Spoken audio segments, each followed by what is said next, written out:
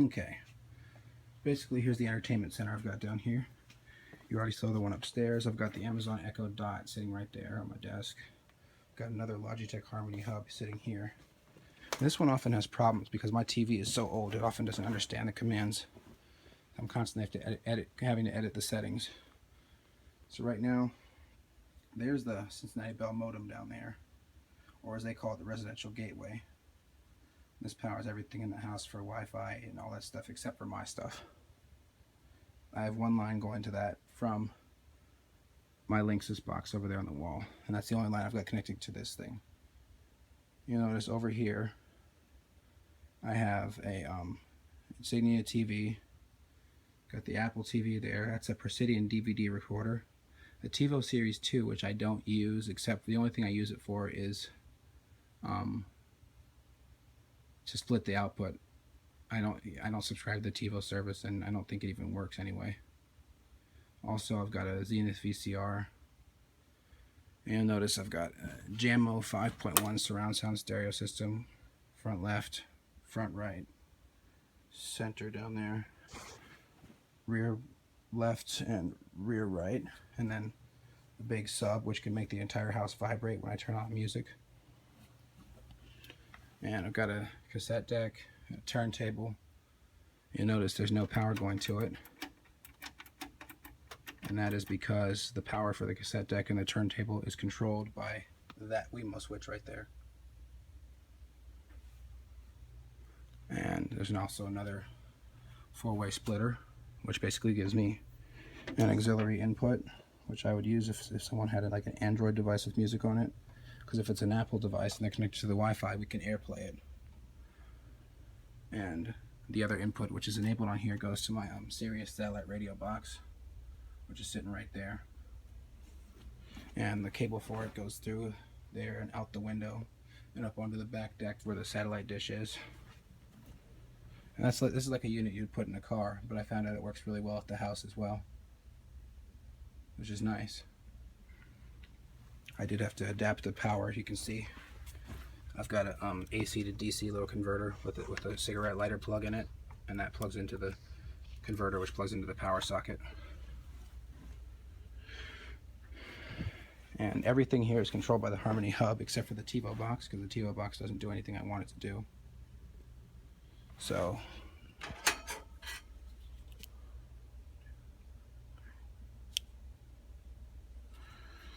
sometimes the Apple TV doesn't like to stay turned off because of all the network traffic down here.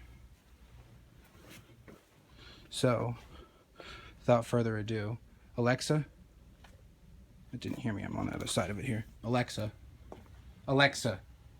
turn off basement desk lights. Okay. No, you can't see anything, can you? There is a Wemo switch back here somewhere that controls all these lights. Let's put that back on so I can see though. Alexa, turn on basement desk lights. Okay. See, and this is probably dangerous, but I really don't care. The only thing plugging into the Wemo switch is this lamp, but this lamp has power outlets in it before it gets to the light bulb. So one of the power outlets goes and powers that light fixture and the desk lamp, and the other one powers that light fixture. And of course it also powers off these under desk lights here, which are the light strips I used to have in my room before I got the smart ones. And these run from right there all the way under the desk to over here. You notice if I go under here, you'll see them. They snake along all the way across here, and they're on the same basement desk lights command, because everything plugs into that one Wemo switch. We're having some brownouts here. I wonder if the air conditioning is jumping too hard. It is pretty hot outside. Hope it doesn't blow a fuse, because that would be a problem. But anyway, let's see. Alexa, turn on the TV basement. Okay. You notice the cable box comes on, the TV comes on, and the stereo comes on.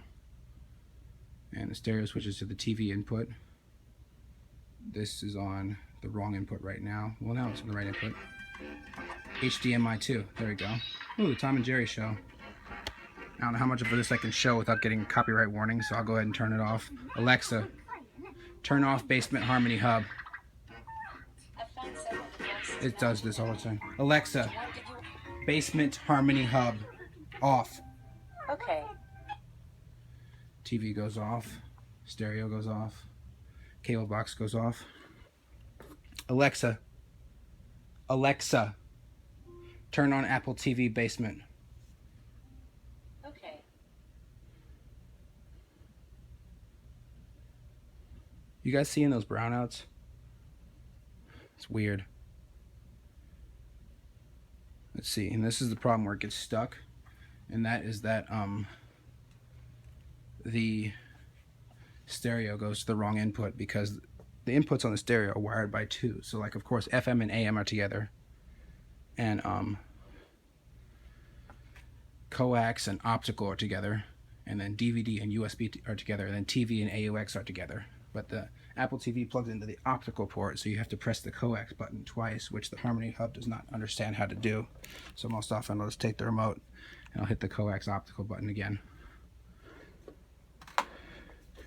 And I've got to clear this message off of iTunes because it says that before my payday, I tried to buy something and it bounced because I didn't have enough money in my account at the time. But there we go.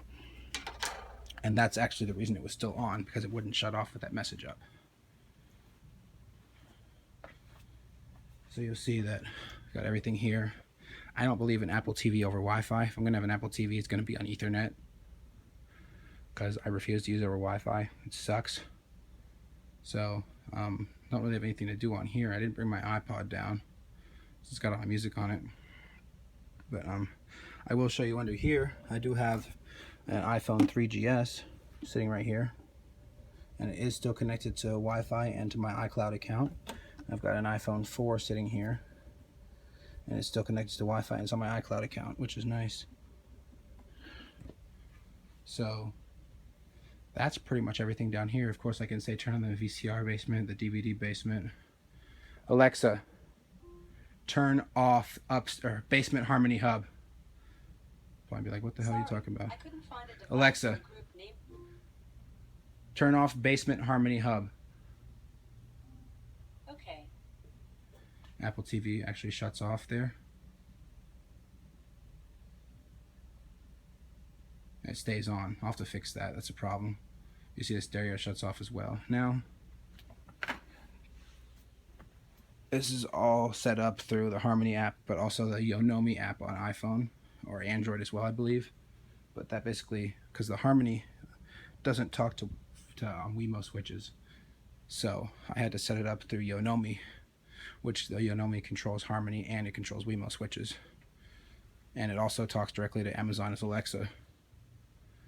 But I wanted to show you what I set up here, and that is, like I showed before, the cassette player and the record player are not even turned on.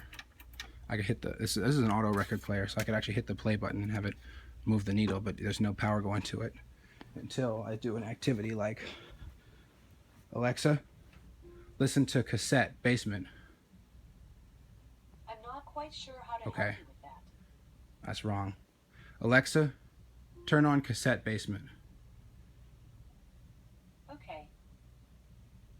So that comes on. I think we may have lost the pairing on Yonomi for it. Let's see if this applies. Oh, it goes to the wrong input as well, because like I said, TV and AUX are together. So I'll often keep the original remote behind, so that way I can switch it to the right input. And of course, I think we lost the pairing for our Wemo switch, because now that the Wemo switch is turned on manually, you'll see there is power there.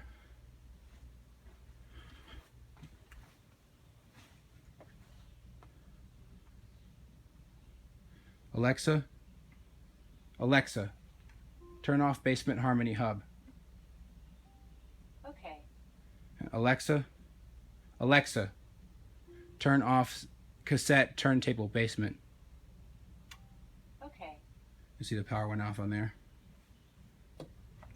That's the only action you've got to actually have 2 commands for the Echo for, because of the fact that the basement harmony hub does not contain that Wemo switch that controls that. So you got to tell it to turn that off as well. And I'm going to go into Yonomi and reprogram the settings, because I think it got unpaired from both the Wemo switches, because whenever I turn on anything that has to do with video, these lights should automatically cut off. But there must be a problem with that, so I have to go in and fix it. It's a simple fix. But yeah, that's basically everything I've got here, and it's been a great system overview for July 14th, 2016. It's almost 2 o'clock. It's about 146, and that is on regular time. However, on BITeC time, it is actually 1:41, and the reason is not anything I can control. Since my domain controller pushes the timeout to everything, including the phones, my domain controller's internal CPU clock is losing minutes. So that's why also I have the log off script to synchronize the clocks, because this thing, I don't know why, but it's losing minutes. It's already 4 minutes behind real time, so you know, that is just a problem I'm gonna have to ignore. That whenever I see the time on any device hooked to the network or the domain, just gotta add 4 minutes to it, and then it's probably right. Like, see on my MacBook, that's not synchronized to the domain, but you see it says 46, but on here it says 42. So, you know, just a little simple bug I got to get rid of, but it's not on my high priority list. All right, well, that's it for the full system tour. Hope you enjoyed it. If you liked it, please subscribe and comment and like and all that jazz. Alexa, turn off basement desk lights. Okay.